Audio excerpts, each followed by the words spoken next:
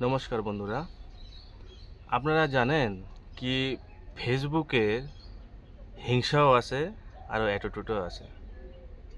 হিংসাটা কোন সময় দেখায় ফেসবুকে আপনারা জানেন? যখন আমার ইয়া অন্য কারো ভিডিও ইয়া রিলস আপনাদের সামনে আসার পরে আপনারা দেখলেন, দেখার পরে সেখানে লাইক কমেন্ট আর শেয়ার করলেন না, তখন কিন্তু ফেসবুকে হিংসা করে। আর কমেন্ট করলে কি লাভ হয় এটা আপনারা জানেন? কমেন্ট করলে নতুন নতুন ফলোয়ার্স পাওয়া যায়।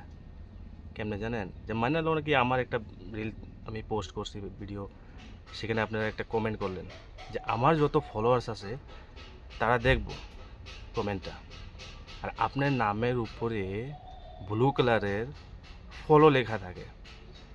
তো যখন টিক করব তো ফলোয়ার অটোমেটিক বাড়বো।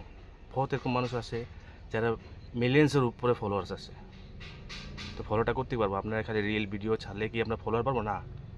নন ফলোয়ার পাইতে হইলে কমেন্ট যে কোনো ভিডিওতে গিয়ে করতে হবে, লাইক করতে হবে, শেয়ার করতে হবে, তখন গিয়ে গ্রো হবে।